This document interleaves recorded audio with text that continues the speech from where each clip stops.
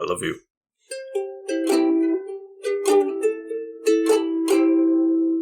Welcome back to the Couch Potatoes. No, I'm not going to do an episode like that. That was an impersonation of no one in particular. Oh, no. Do not sue us. I am the Green Traveler from Gorsh. Welcome back to the Couch Potatoes. Also, Disney did not have a hand in this one at all. I am the Faceless Leon. He's talking about Disney. What are you talking about? And that's just a statement. It's just a statement. That's right. Yeah, we're not talking Disney. Yeah, we're talking the Studio Ghibli. That's playlist. Right. The Studio Ghibli playlist. This is Green and Faceless on the Couch, a podcast about movies and TV. Like we said, we're talking about Studio Ghibli, and we got this coming of age romance. From the B Team. From the B Team. Okay. Yeah, well, I mean, it is. It's coming from the students of the Studio Ghibli crew. They wanted to give them a chance to make their own film. Very little involvement from Hayao Miyazaki or the other guy. I can't remember his name right now. I'm so sorry. I don't have any qualms with this film. Really? I don't have problems with it either. I mean, I'm just saying that it definitely does feel like it's coming from a more amateurish group of creators. Feel like they're more... There's no purposeful. Fantasy in this. It's not the first one that has no fantasy, but there's no fantasy in this. No, I mean, it really felt to me more like college students trying to tell a story like, hey, we're really mature storytellers. Yeah, but they're trying to tell this really purposeful romantic drama kind of thing. Right. But like they're getting it, but at the same time they're not like wowing me with the tale, you know what I'm saying? Like, yeah, I can agree, but also like this I mean, like, I could see this being a good anime. Like, if it ran, like, 12 episodes or so, I could be a nice slice of life. But like, did it more like Stephen Moffat's Time Traveler's Wife. Like, do it that way. Like, a short little mini-series. Like, have him do different... Like, and they can have... Like... each episode can be vignetted with him being in his present life, because it does start with the main character being of college age, thinking about his high school career, but the action is very much in the high school. Yeah. So I think that even that vignette, it's not the right word, that framing, that bookending with the college age Taku would even play better in a longer form show. Yeah, I agree with you. So there is a serial novel, a manga, that this is based off of, and that was written by Seiko Himuro, and this was directed by Tomami. I should get that chuckle out of the way. His name is Tomami. Sorry, it's like it's something you put on a letter to your mommy. But anyways, Tomami Mochizuki, and yes. He directed this, and I don't think that it doesn't work as a movie. I just think I would like it better as a series. Because I've watched a few slice of life series. This is really kind of giving my closing statement up front. I don't feel like the main female character gets enough time to be likable for me. No, like, I agree with you. So, let's just quickly get the plot summary. Let's get into the synopsis. And it's basic. Yeah, as basic as possible out of the way, which is that you have Taku Morisaki, voiced by Nobuo Tobita. And by the way, this is made for TV. This was a TV movie. This was not released in theaters. This was like Studio Ghibli was really just like, we'll give this to the kids. We'll let them produce their film, and then we'll put it up. We won't budget it that much. That way it's if it doesn't work, it doesn't work. That's fine. So they put it up like I think they did it on like Christmas Day. I can't remember. I read it somewhere. So we don't really have an English version of it because, you know, being a TV movie, Disney didn't even swing at it. They were just like, I don't know what this movie is. So, like, and I'm not sure that it even mattered if it was a TV movie. Like, they were presented with all the titles and probably watched them all, and that they're probably watched this one, was like, yeah, I don't know, I don't see people buying it, and it is kind of a genre that is less touched here, especially from studios that are geared more towards children. So I do kind of understand why Disney didn't do it, but I'm kind of surprised that nobody has done it. Like, yeah, I am a little bit. Yeah. Not that it really matters, like, because following the subtitles was fine. It's a slowly paced film, so like it's pretty easy to get along with. But like, where's Airline Japan? Japan Airlines. Yeah, come on, Airline Japan. Oh, this one's missing any ties to airplanes. That's so true. If there was an airplane, if there's two more airplanes, I think there's one airplane. Yeah, they get on an airplane. I don't even know if they show the airplane. Yeah, I don't know either. No, I recall a toy airplane for some reason. Go ahead. I don't remember. Yeah, but anyways, Taku Morisaki. He is friends with Yumi. No, not Yumi. Yutaka Matsuno, voiced by Toshihiko Seki. Yutaka is very interested in this one new student named Rikaku Muto, voiced by Yoko Sakamoto. And, you know, she's very, you know, she's attractive. She's very interesting to him. But also she's kind of like rude, off-put. Yes. Like, you know, she has moments of Yeah, I believe, upon reviewing this, I believe arrogant was used in a description of her. And yeah, I mean, she does give off this feel that she's better than everybody else because she's from Tokyo and they're in Kochi. And she makes fun of their accents because she says they all sound like samurai from old samurai movies. And in response at one point, Taku says, yeah, but you sound like you're yelling at us all the time.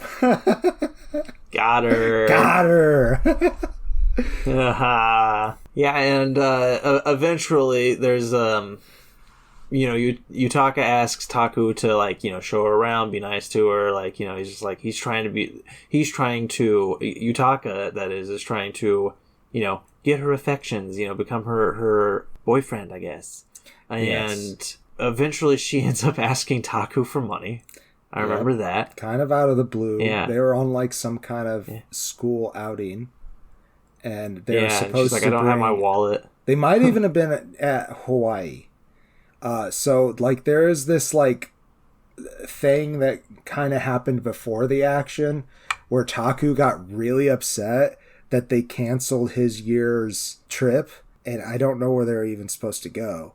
But he was never satisfied with the answer, and it is actually how he became close friends with Yutaka, because Yutaka was the only other person that came to this meeting, including the faculty who said they were going to have this meeting. They really just totally sidelined this thing. Like, I feel like there was like a paperwork issue, and when they went to go take the kids, like somebody in the upper up is like, hey, you have no rights to take these kids here because you did not like fill out these visas or whatever. And then they're like, because your grades are bad, you are not going on this trip. And Taku is not having that. But anyways, they go to Hawaii with the class that's below them the next year. And I believe that's where she asks him for 60,000 yen, which I don't know how much that is in cash. I don't think it's US dollars. a crazy amount. I would assume close to $600. So let's see, yen to US dollar. It's 0.0068. So 60,000 is $407. Well, today. That's still quite a bit of money to just give a fellow high schooler. And Rikeku, is very. It is very probably very inappropriate for her to ask. But Taku gives her the money, and eventually finds out that she used that money to abscond with her friend Yumi Kohama, played by Kei Araki, and it forces her along under the guise that they would be going to a concert. But she really wants to buy plane tickets with Taku's money to go visit her dad because she's sick of her mom and sick of Kochi. And this being Yumi, calls Taku and is like, hey, listen, I'm in this situation and I'm scared as fuck. Please come save me. So he pretty much like sends her on home because she's afraid, and like explains to Rikeiko that Yumi comes from a very strict family. So that was not an okay thing for her to do. But he was being pretty rude about it too. He was not really pulling punches about it, but he was being very, very harsh in his tone. Yes, he was trying to be serious, like, hey, you're being a fuck. And then there's just something about Rikeiko that sways Taku. She gets him to escort him to Tokyo, to her father's apartment, where her father sets him up with a hotel room. After repaying the loan. He does repay the loan. So he gets his $400 some American dollars back transferred into yen. He gives him a traveler's check. But there's such a hassle. According to Rikeku. Anyhow, he helps her out and is at this hotel room, calls his parents, is like, Mom, I'm not going to be in tonight. I'm in Tokyo, a completely different island. And she's like, that's what? Fine. You know how it is. Okay, be safe. In Tokyo? Yeah, that's how it was. That's how it was back in our parents' time. That's why I always like, I don't know if this movie ever establishes what time it is, like what year it is that is. Yeah. But like, it definitely feels like it's before the 90s. I have no idea, but I would say 80s or 90s though. Yeah, I would definitely say early 90s at that. I mean, it does come from the early 90s, so that would make sense. But like that's like, that is our parents' time of like attitude, where it's just like, you know, the kids are just like, you know, my uncle would literally just like go to Fort Wayne, which is like, you know, 40 minutes drive from where they were. He would just bike to Fort Wayne. Jesus. And then he would just call my grandma and just be like, yeah, I'm not going to be in for the next couple of days. And then he would just bike even further, you know. Sometimes he would just go out of like town, out of state even, probably. I don't fucking know. But like, he would just disappear, and that was just fine. You know, our parents, they would just leave. You know, and then they would come back eventually. They were like outdoor cats, you know. It's just like, they're out there. I put food out, but occasionally they just don't come back, you know. These stale biscuits will be fine.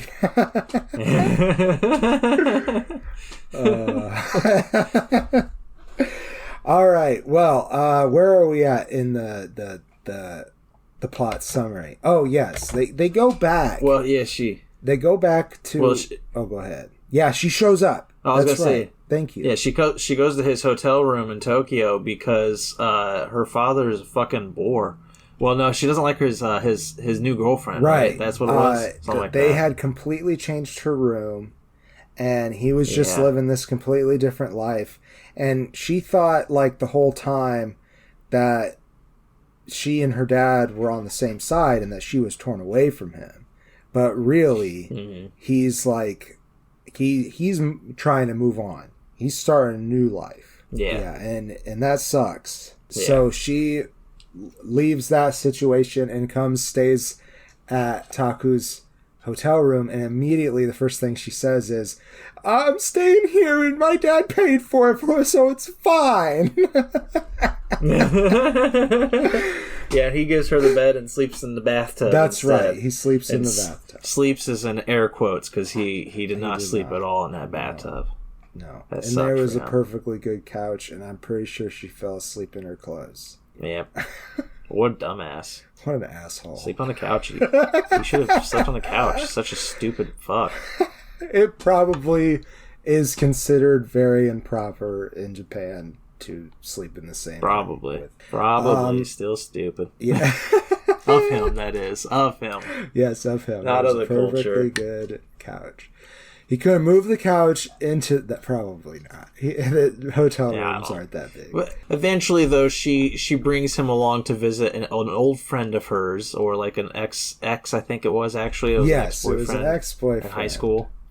Yeah. Okado. They're the ones who are boring as fuck. Yes. That's who it was. Yes. Yeah.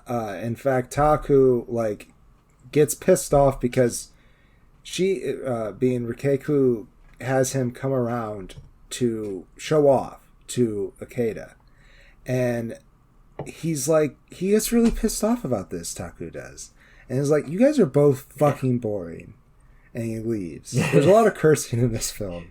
No, there's not. This is the students. It's all clean. Yeah, it's mature. It's I don't know if clean's quite right. There's teenage behavior. There's smoking, and there's alcohol. Okay, they do that, drugs, but that's after they're in college. And they drive cars real fast. They don't and they do smell that. bad. There's no drugs, but there's what I was getting at is that there's some innuendo in hey, look at those girls. Hey, Yeah, let's watch some girls from the roof, like fucking weirdos.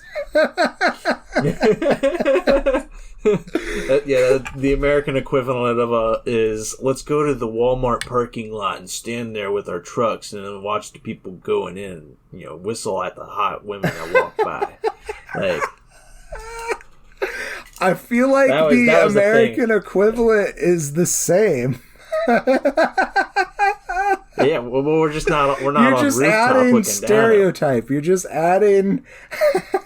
Yeah, now they sit out in their pickup trucks. I see. I see. Kmart's fine too, but I mean that's just in case there's not a Walmart nearby. Yeah. That's just in case there's not a Walmart nearby. Okay. Middle of nowhere, But yeah, I don't remember where we're at in the storyline now, but the whole thing is he feels like a Catcher in the Rye character. He is Holden Caulfield. Taku is. Well, I enjoy the book, but a lot of people hate on it, and I think a lot of people who hate on it they haven't read it. Off and on. I know that. Yeah, it's got its issues. I admit that it has its issues, but I enjoy. The teenage angst, because that whole feeling of the weight of the world coming on your shoulders as you're growing up, and then realizing fuck, I have my parents still, but I'm kind of alone. I got to make it in the world now, and that's this whole anxiety of getting into the world, and that's kind of Taku. He's kind of just like that kind of a character where he's just fuck it, he doesn't smile a lot. he always just kind of seems like he's a little grumpy. And I honestly really, really wish the movie had focused more on Rikaku, because it casts her in this horrible light because she's always seen as arrogant and everything. But I think she had the more interesting story because of course there's a lot of emotion buried under her. So I don't think though that it's uninteresting that it's her story through his perspective.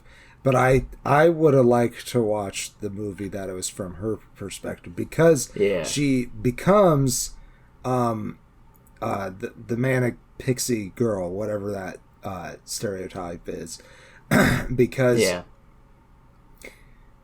she just is a girl that he doesn't understand and has a tragic background. That's all that they need. Yeah.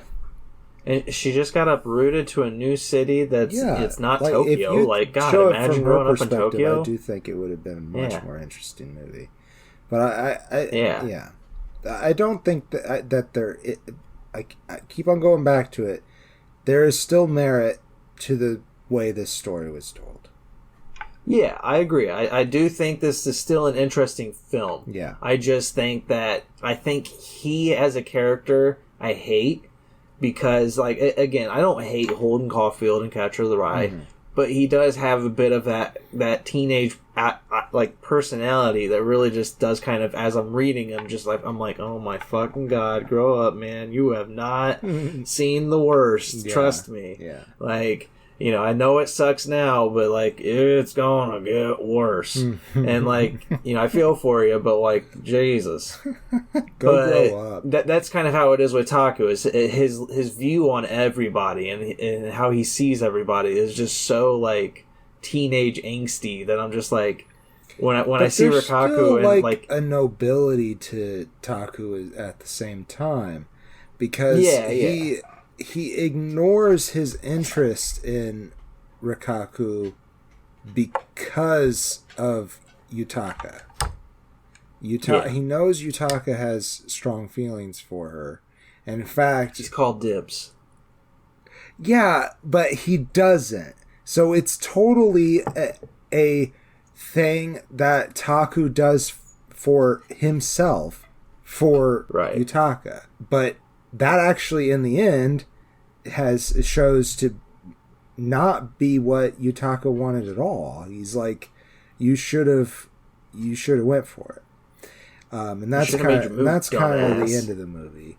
But he also just, I don't think, quite understood that he had these strong feelings about her. Yeah, I don't think he really was in touch with his own emotions. Right. I do think that because Yutaka had these feelings, though, that Taku put up some kind of physical block towards allowing him to think that, which I think is a interesting and noble character trait and an interesting thing to evolve a story around. So I think let's go into closing statements. I would say that there is merit.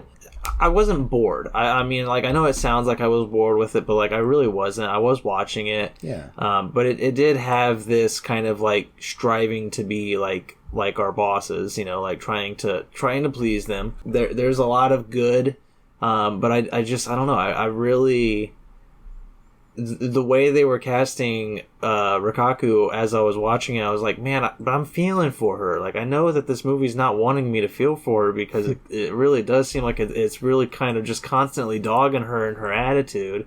But like, it was kind of like a Breakfast at Tiffany's kind of thing, you know, also where it's like, you know, Breakfast at Tiffany's, you're watching, oh man, I can't remember what her name is. Holly Golightly. Yeah, that's right. Is it Holly Golightly? I need to know if I was right. Oh my god. And it's Holly Golightly. Thank God. Then, one of my favorite movies. And I forgot the fucking character. I got scared. Capote playing Capote in the story as Capote. How do you say his name? I have no idea. Capote. Maybe? I think I've heard Capote though. Capote. Yeah, I don't know. Anyways, but like. Like that whole movie is from his perspective, you know, watching her. But like she is by far the more interesting character. He is just bland white guy in the 50s. Like, who gives a fuck? But like, it's the same thing here, where I'm just like, you know, I love Breakfast at Tiffany. That's one of my favorite movies of all time. But like, this one is not. But I still enjoy it. I do think that they're, you know, Obviously, I don't know. Maybe we'll see all these creators come back as we go along with Studio Ghibli playlist. Maybe they'll grow in the company. Right. But I am surprised that it doesn't get a lot of notice. It's not bad. Yeah, it is a pretty good movie. So I am giving it 3 stars. It's just it's not the greatest. I understand why it's overlooked. I'm just kind of like, why is it overlooked? Right. Yeah, I feel the same way. I know that's a complete oxymoron. Just because of the popularity of Studio Ghibli in the States. Yeah. It's gonna sell copies if you make a dub. Yeah. Like, you don't have to do like a theatrical release or something, which I don't know if they've done that with any of these. I mean, Porco Rosso is coming to the theaters again. Well, it does a little bit different. It didn't go to the theaters before we could buy a dub on DVD. Right. That's fair. But no, I agree with you. Like they can even just sell it in a pair with another popular Studio Ghibli film, and you make your money that way. Yeah, like yeah, very much so. So many things you can do with it. Yeah, I think that Only Yesterday is kind of the only one that we have that's kind of a comparable feel and setting. Yeah, I think that they could package those together and that it would sell pretty well. Because Only Yesterday was a very good film. I give this film a full face, but it's a decent movie. If you really are a fan, I suggest checking it out. But it does feel quite a bit separate than the other Studio Ghibli stuff, and that's okay. I mean, it's just like Disney movies. There's a few that don't quite seem to fit. Yeah. But they still Home on the Range. We haven't gotten there. So that's it. We did the thing. We talked about the movie, and a lot of these movies I've seen in the Studio Ghibli, and it's always nice to come across one that I haven't.